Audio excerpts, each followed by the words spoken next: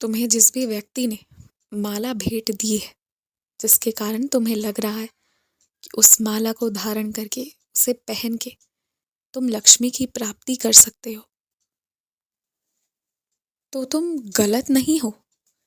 परंतु ना, यहाँ एक बात समझने की है कि तुम पूर्णतः सही भी नहीं हो। कोई माला पहन लेने से तुम्हें लक्ष्मी की प्राप्ति नहीं होगी। हाँ, वो माला, वो सिद्ध मालाएं, वो जो भी सिद्ध चीजें तुम्हें मिल रही हैं, वो तुम्हें तुरंत तत्क्षण तुम्हारा रास्ता बतला देंगी। और उस रास्ते पर जब चलोगे तो तुम्हें लक्ष्मी की प्राप्ति होगी।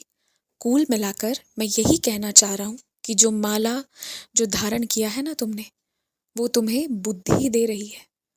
अब तुम उस बुद्धि पर काम करो और तब तुम्हें माँ लक्ष्मी की प्राप्ति होगी। और मुझे लगता है कि तुम कर सकते हो। तुम्हें लगता है, तुलना करते हो तो कि बहुत लोग बहुत अच्छे हैं उस क्षेत्र में, परंतु अच्छा बनने के लिए कभी ना कभी तो तुम्हें शुरू करना होगा। किसी ना किसी जगह, किसी ना किसी दिन करना होगा। तो क्यों नहीं अभी कर रहे हो? अभी करोगे तो वहां तक संभवतः जल्दी पहुंच जाओगे जहां तुम अपने आप को देखते हो। आज आए हुए अतिथियों की दिल लगाकर मन से सेवा करना, परंतु किसी से भी कुछ भी लेने की मन में चाहत मत रखना कि जाते वक्त वो तुम्हें तोहफा दें या पैसे दें या कुछ भी। ऐसी कोई चाहत मत रखना और प्रयास करना कि किसी का कुछ लो भी नहीं। परंतु यदि कोई जिद करे, एकदम जिद पर ही उतर जाए, तो मना भी मत करना। फिर वो आशीर्वाद होता है, वो ले लेना। आशीर्वाद तो लेना ही चाहिए, परंतु नीयत शुरू से ऐसी नहीं होनी चाहिए कि कोई आया है तो मेरे लिए कुछ लेकर ही आए। भूतकाल में तुम जिन लोगों के पहनावे ओढ़ावे से घृणा करते थे, कहीं ना कहीं तो आज तुमने वही कर लिया है। गौर किया है? तुम्हारे बाल बनाने का तरीका, हाथों में कई सारी चीजें पहनने का तरीका, मालाएं पहनने के तरीके, तुम्हारे पोशाक, कितनी चीजें अब मिल रही हैं और कितनी चीजें अब पसंद आनी बंद हो रही है।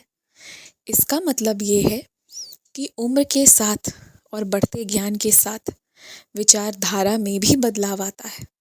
जितना ज्ञान प्राप्त करोगे उतना सुधार भी करते चले जाओगे। अभी भी तुम्हें क्या लगता है सब कुछ सही है?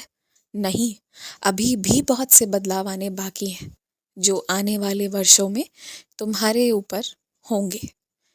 तो जो जैसे है ना, उसे वैसे ही सम्मान करो। हर कोई जैसे भी है, जिस पड़ाव पर है, वो अपने ज्ञान अर्जित करके वहां तक पहुंचा हुआ है और उसका सम्मान करो। किसी भी पड़ाव पर मौजूद लोग तुमसे ऊपर भी हो सकते हैं, तुमसे नीचे भी हो सकते हैं। और जब तुम्हें समझ नहीं है तो कभी भी ऐसे किसी पर हंसना मत।